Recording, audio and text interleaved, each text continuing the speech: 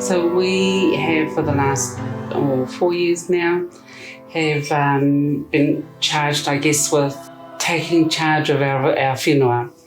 And this is sort of situated up in Kaitihill, and we have had that whenua forever, it seems, but have really had little to do with it except pay the rates.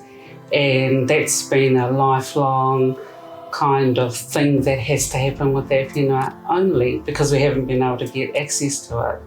In the last 4 years, though, we've had a lot to do with government agencies in terms of the cycleway that's come across through Gisborne, and having to form a trust to then work with NZTA to negotiate with this driver. So this is kind of how we've arrived at knowing our whenua a little bit more. And my darling uncle selected me, and I don't know why he did that, but I'm really grateful that he did, because I have a huge relationship with our whenua now that I never had, and that's really dear to me now. So we feel like we are now bringing our whakapapa back, we're bringing our whānau back together with this one piece of land that, and it's not a big, huge piece of land up there, but it's ours.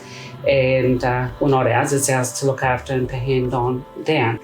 We've learned so much about the whenua, about what it was used for, what our parents, their parents used to do when they could access it up there. And we've appreciated that it's a little bit more than just pay the rates. There's a lot more to it than that, and how it is tying us as a whānau together.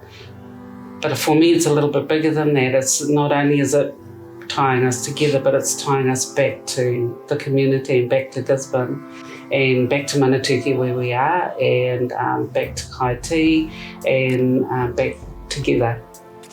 While I was in the army, I was at the Gisborne office here, and I walked in and my boss said to me, he says, "You better put your other hat on, you got to go to the meetings up in the club." I said, "What's that for?" He said, "It's about your fellas' land. They're looking for the native owners." And he emphasised that, native. And I said, "Why am I have to go to it?" He said, "Because it's about your land. They're talking about selling it. And this is the land that these ones are looking after now at Kaiti." Well, it was not so much that bit of land, but it was for the rifle range.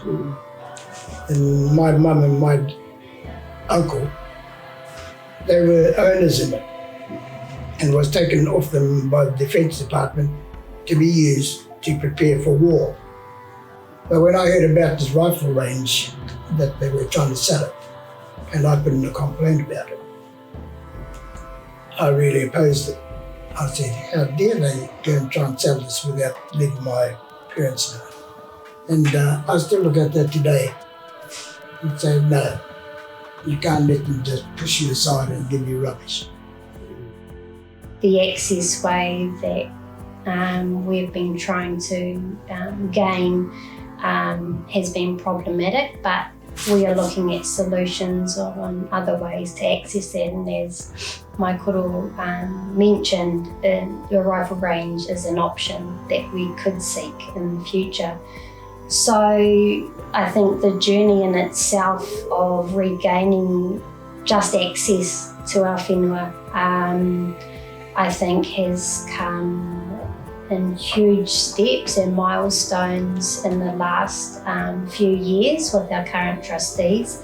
And I guess as the next generation and even my children as the future generation. I think it's so important that we remember that's who we're doing it for. And I think that was a big pinnacle movement for my elders in a respectful manner, that they may not get it, we may not even get it, but our children's children may get that access. And I think that's what we've always tried to remember as a whānau, is that the journey may be long, but it's not impossible.